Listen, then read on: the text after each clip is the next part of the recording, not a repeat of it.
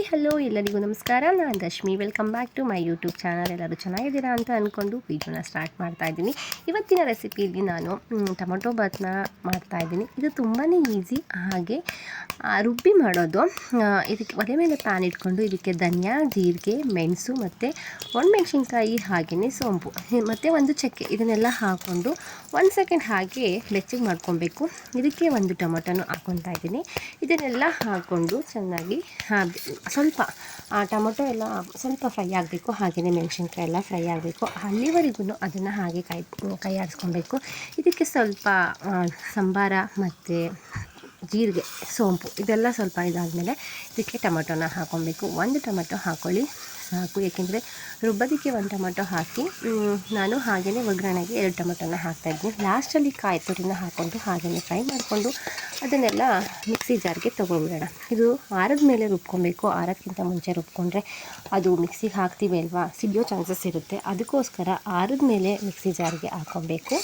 ನೋಡಿ, ಎಲ್ಲ ಚೆನ್ನಾಗಿ ಫ್ರೈ ಆಗಿದೆ. ತುಂಬಾ ಗಮ್ಮಂತ ಇದೆ. ಧನಿಯಾ ಹಾಕಿದ್ರೇ ಹಾಗೆಯೇ ತುಂಬ ಗಮ್ಮಂತ ಇರುತ್ತೆ. ಇದಂತೂ ತುಂಬಾ ಚೆನ್ನಾಗಿರುತ್ತೆ. ಮನೆಯಲ್ಲಿ ಒಂದ್ಸಲ ಟ್ರೈ ಮಾಡಿ ನೋಡಿ. ನೆಕ್ಸ್ಟ್ ನಾನು ಎಲ್ಲ ಮಿಕ್ಸಿ ಜಾರ್ಗೆ ತೊಗೊತಾ ಇದ್ದೀನಿ. ಈ ರೀತಿಯಾಗಿ ಟೊಮೊಟೊ ಬಾತ್ನ ಮಾಡಿದ್ರೆ ಮಕ್ಕಳಂತೂ ಇಷ್ಟಪಟ್ಟು ತಿಂತಾರೆ.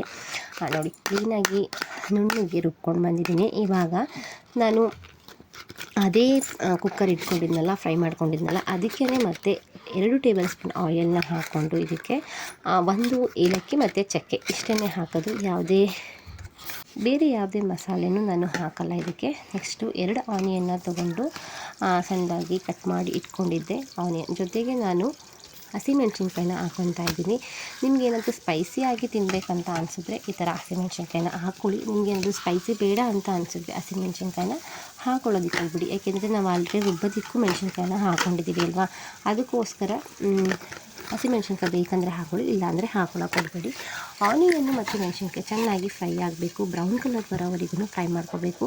ಇದು ಬ್ರೌನ್ ಕಲರ್ ಬಂದಾದಮೇಲೆ ಇದಕ್ಕೆ ಸ್ವಲ್ಪ ಪುದೀನ ಹಾಕ್ಕೊತಾ ಇದ್ದೀನಿ. ಪುದೀನ ಹಾಕೋದ್ರಿಂದ ತುಂಬಾ ಚೆನ್ನಾಗಿರುತ್ತೆ. ಆ ಸ್ಮೆಲ್ಲಂತೂ ಇಷ್ಟು ಚೆನ್ನಾಗಿರುತ್ತೆ. ಯಾವುದೇ ನಾವು ಪಲಾವ್ ಮತ್ತು ಬಿರಿಯಾನಿ, ಟೊಮೊಟೊ ಬಾತ್ ಈ ಥರ ಎಲ್ಲ ಮಾಡಬೇಕಾದ್ರೆ ಪುದೀನ ಹಾಕ್ಕೊಂಡ್ರೆ ತುಂಬಾ ಚೆನ್ನಾಗಿರುತ್ತೆ. ನೋಡಿ, ಇದೆಲ್ಲ ಫ್ರೈ ಆಯಿತು. ಇವಾಗ 1.5 ಸ್ಪೂನಷ್ಟು ನಾನು ಶುಂಠಿ ಬೆಳ್ಳುಳ್ಳಿ ಪೇಸ್ಟ್ನ ಹಾಕ್ಕೊತಾ ಇದ್ದೀನಿ. ಶುಂಠಿ ಬೆಳ್ಳುಳ್ಳಿ ಪೇಸ್ಟ್ನ ಬೇಕು ಅಂತ ಹೇಳಿದ್ರೆ ನೀವು ಶುಂಠಿ ಬೆಳ್ಳುಳ್ಳಿನ ನಾವು ಫ್ರೈ ಮಾಡಿ ರುಬ್ಕೊತೀವಲ್ವ, ಆವಾಗಲೂ ಹಾಕ್ಕೊಂಡ್ರೆ ಆಗುತ್ತೆ. ಇಲ್ಲ ನಿಮ್ಮ ಮನೇಲಿ ಏನಾದರೂ ಪೇಸ್ಟ್ ಇದೆ ಅಂತ ಹೇಳಿದ್ರೆ ಪೇಸ್ಟನ್ನು ಹಾಕ್ಕೊಳ್ಳಿ. ನೆಕ್ಸ್ಟ್ ಇದೆಲ್ಲ ಫ್ರೈ ಆದಮೇಲೆ ನಾನು ಇದಕ್ಕೆ 2 ಟೊಮೊಟೊನ ಕಟ್ ಮಾಡಿ ಇಟ್ಕೊಂಡಿದ್ದೆ, ಉದ್ದಕ್ಕೆ ಟೊಮೊಟೊನ ಹಾಕ್ತಾಯಿದ್ದೀನಿ. ಟೊಮೊಟೊ ಬೇಯಬೇಕಂತ ಹೇಳಿದ್ರೆ ಇದಕ್ಕೆ ಸ್ವಲ್ಪ ಸಾಲ್ಟ್ ಹಾಕ್ಕೊಳ್ಳಿ. ತುಂಬಾ ಬೇಗ ಫ್ರೈ ಆಗುತ್ತೆ ಟೊಮೊಟೊ, ಅದಕ್ಕೋಸ್ಕರ ನಾನು ಸಾಲ್ಟ್ ಹಾಕ್ಕೊಂಡು ಫ್ರೈ ಮಾಡಿಕೊಂಡೆ.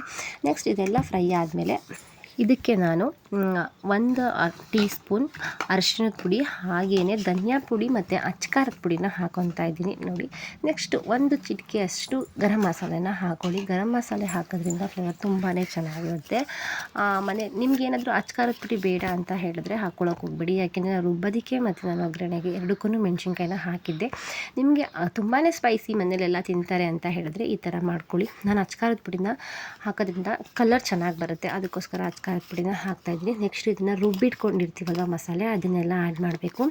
ಆ್ಯಡ್ ಮಾಡಿ 1 ಸೆಕೆಂಡ್ ಹಾಗೆಯೇ ಕೈ ಆಡಿಸ್ಬೇಕು. ಯಾಕೆಂತ ಹೇಳಿದ್ರೆ ಹಸಿ ಸ್ಮೆಲ್ಲೆಲ್ಲ ಇರುತ್ತೆ ಅಲ್ವಾ, ಅದೆಲ್ಲ ಹೋಗಲಿ ಅಂತ ಹೇಳಿ ಕೈ ಆಡಿಸ್ಕೊಂಡು ನೆಕ್ಸ್ಟ್ ಇದೆಲ್ಲ ಹಸಿ ಸ್ಮೆಲ್ಲೆಲ್ಲ ಹೋದ್ಮೇಲೆ ಇದಕ್ಕೆ ನಾವು ಮಿಕ್ಸಿ ಜಾರಲ್ಲಿ ತೊಳೆದಿರ್ತೀವಲ್ಲ ನೀರೆಲ್ಲ ಹಾಕಬೇಕು. ಹಾಕಾದ್ಮೇಲೆ ನೀವು ಎಷ್ಟು ಅಕ್ಕಿನ ಹಾಕ್ಕೊತೀರಾ ಅಷ್ಟು ನೀರು, 1 ಪಾವ್ ಅಕ್ಕಿನ ಹಾಕ್ಕೊತೀರಾ ಅಂತ ಹೇಳಿದ್ರೆ 2 ಲೋಟ ನೀರನ್ನ ಹಾಕ್ಕೊಂಡ್ರೆ ಆರಾಮಾಗುತ್ತೆ. ಉದ್ರುದ್ರಾಗಿ ತುಂಬಾ ಚೆನ್ನಾಗಿ ಬರುತ್ತೆ. ನೋಡಿ, ನಾನು ಹಾಕ್ತಾ ಇದ್ದದ್ದು 1 ಪಾವ್ ಅಕ್ಕಿನೇ, ಅದಕ್ಕೋಸ್ಕರ ನಾನು 2 ಲೋಟ ನೀರನ್ನ ಹಾಕ್ಕೊತಾ ಇದ್ದೀನಿ. ನೀವೇನಾದರೂ ರಾಜ್ಮುಡಿ ಈ ಥರ ಅಕ್ಕಿ ಆದರೆ ಸ್ವಲ್ಪ ನೀರು ಜಾಸ್ತಿನೇ ತಗೊಳುತ್ತೆ. ಸ್ವಲ್ಪ ನೀರನ್ನ ಜಾಸ್ತಿ ಹಾಕ್ಕೊಂಡ್ರೆ ಒಳ್ಳೆಯದು. ಇದೆಲ್ಲ ಚೆನ್ನಾಗಿ ಕುದಿ ಬಂದಮೇಲೆ ನಾವು ಅಕ್ಕಿನ ಹಾಕ್ಕೊಬೇಕು. ನಾವು ಕುಕ್ಕರಲ್ಲೇ ಮಾಡ್ತಾ ಇದ್ದನ್ನು 1 ಕುದಿ ಬಂದಮೇಲೆ ಅಕ್ಕಿ ಹಾಕಿದ್ರೆ ತುಂಬಾ ಚೆನ್ನಾಗಿರುತ್ತೆ. ಹಸಿ ಸ್ಮೆಲ್ಲೆಲ್ಲ ಹೋಗಿರುತ್ತೆ. ಸ್ವಲ್ಪ ಡಿಫ್ರೆಂಟ್ ಆಗಿರಲಿ ಅಂತ ಹೇಳಿ ನಾನು ಈ ಸಲ ಬಟಾಣಿನ ಹಾಕ್ತಿರ್ಲಿಲ್ಲ. ಇದಕ್ಕೆ ಕಡಲೆ ಬೀಜನ ಹಾಕೊಳ್ಳೋಣ ಅಂತ ಹೇಳಿ ಕಡಲೆ ಬೀಜನ ಹಾಕಿದೆ. ಟೇಸ್ಟ್ವೇ ತುಂಬ ಚೆನ್ನಾಗಿರುತ್ತೆ. ಒಂದೊಂದು ಸಲ ಈ ರೀತಿಯಾಗಿ ಮಾಡಿದ್ರೂ ಮಕ್ಕಳಿಗೆ ಈ ಕಡಲೆಕಾಯಿ ಬೀಜ ಅಂದರೆ ತುಂಬ ಇಷ್ಟ ಇರುತ್ತೆ ಅಲ್ವಾ, ಅದರಿಂದ ಮಕ್ಕಳು ಇಷ್ಟಪಟ್ಟು ತಿಂತಾರೆ. ನೋಡಿ, 1 ಕುದಿ ಬಂದಮೇಲೆ ನಾನು ಅಕ್ಕಿನ ಆ್ಯಡ್ ಮಾಡ್ತಾಯಿದ್ದೀನಿ. ಈ ಅಕ್ಕಿ ಹಾಕಿದ್ಮೇಲೆ 1 ಕುದಿ ಆಡ್ ಬಂದಮೇಲೆ ನಾನು ನೆಕ್ಸ್ಟ್ ಇದು ಕುದಿ ಬಂದು ಎಲ್ಲ ಆದಮೇಲೆ ಇದಕ್ಕೆ ಸಾಲ್ಟ್ ಹಾಕ್ಕೊತಾ ಇದ್ದೀನಿ. ನಿಮಗೆ ಎಷ್ಟು ರುಚಿಗೆ ತಕ್ಕಷ್ಟು ಉಪ್ಪು ಬೇಕು ಅಷ್ಟು ಉಪ್ಪನ್ನ ಹಾಕ್ಕೊಂಡು ಇದೆಲ್ಲ ಕುದಿ ಬರ್ತಾಯಿದೆ. ಇವಾಗ ಕುಕ್ಕರ್ ಮುಸುಕನ್ನ ಹಾಕ್ತಾಯಿದ್ದೀವಿ ಅಂತ ಅಂದಾಗ ಇದಕ್ಕೆ ಕೊತ್ತಂಬರಿ ಸೊಪ್ಪನ್ನ ಹಾಕಬೇಕು. ಕೊತ್ತಂಬರಿ ಸೊಪ್ಪು ಲಾಸ್ಟಲ್ಲಿ ಹಾಕಿದ್ರೇ ತುಂಬ ರುಚಿ, ಅದಕ್ಕೋಸ್ಕರ ಲಾಸ್ಟಲ್ಲಿ ಕೊತ್ತಂಬರಿ ಸೊಪ್ಪನ್ನ ಹಾಕ್ಕೊತಾ ಇದ್ದೀನಿ. ನೋಡಿ ತುಂಬಾ ಚೆನ್ನಾಗಿ ಬಂತು, ಕಲ್ಲರು ಅಷ್ಟೇ ತುಂಬ ಚೆನ್ನಾಗಿ ಬಂದಿದೆ. ಏನಾದರೂ ನೀವು ಊರ ಕಡೆಯಿಂದ ಹೊಸ ಅಕ್ಕಿ, ಇವಾಗ ಭತ್ತನ ಮಿಲ್ ಮಾಡಿಸಿ ಕೊಟ್ಟಿರ್ತಾರಲ್ವ ಅಕ್ಕಿನ, ಅದೇನಾದ್ರು ಯೂಸ್ ಮಾಡ್ತಾ ಇದ್ದೀರಾ ಅಂತ ಅನಿಸಿದ್ರೆ ತಳ ಹಿಡಿಯೋ ಚಾನ್ಸಸ್ ಜಾಸ್ತಿ ಇರುತ್ತೆ. ಅದು ನಾವು ಮಿಲ್ ಮಾಡಿಸ್ಕೊಂಡು ಬಂದು ಸ್ವಲ್ಪ ದಿನದವರೆಗೆ ಅದು ಹಾಗೇ ಆಗ್ತಾ ಇರುತ್ತೆ. ಅದಕ್ಕೋಸ್ಕರ ನೀರನ್ನ ಆವಾಗ ಸ್ವಲ್ಪ ಜಾಸ್ತಿ ಹಾಕೋಬೇಕಾಗುತ್ತೆ, ಇಲ್ಲಾಂದರೆ ತಳ ಹಿಡಿದ್ಬಿಡುತ್ತೆ. ನೋಡಿ ಇವಾಗ ನಾನು ಕುಕ್ಕರ್ ಮುಸ್ಕನ್ನ ಹಾಕಿ ಆಲ್ರೆಡಿ 2 ವಿಸಲ್ ಆಯಿತು. ಇವಾಗ ಕುಕ್ಕರ್ ಚೆನ್ನಾಗಿ ಆರಿದೆ ವಿಸಲೆಲ್ಲ. ಇವಾಗ ತೆಗೆದು ನೋಡ್ತಾ ಇದ್ದೀನಿ. ನೋಡಿ ತುಂಬಾ ಚೆನ್ನಾಗಿ ಬಂದಿದೆ, ಸಖತ್ತಾಗಿದೆ. ಈ ಥರ ಒಂದ್ಸಲ ನಿಮ್ಮ ಮನೇಲೂ ಟ್ರೈ ಮಾಡಿ ನೋಡಿ. ನಾವು ತುಂಬ ವೆರೈಟಿಯಲ್ಲಿ ಟೊಮೊಟೊ ಬಾತನ್ನ ಮಾಡ್ತೀವಿ, ಅದರ ರೀತಿಯಾಗಿ ಟೊಮೊಟೊ ಬಾತನ್ನ ಮಾಡ್ಕೊಳ್ಳಿ. ಖಂಡಿತವಾಗ್ಲೂ ಎಲ್ಲರಿಗೂ ಇಷ್ಟ ಆಗುತ್ತೆ. ಈ ವಿಡಿಯೋ ಇಷ್ಟ ಆಗಿದ್ರೆ ಒಂದು ಶೇರ್ ಮಾಡಿ, ಹಾಗೆಯೇ ಸಬ್ಸ್ಕ್ರೈಬ್ ಮಾಡ್ಕೊಳ್ಳಿ. Thank you for watching. Bye, take care.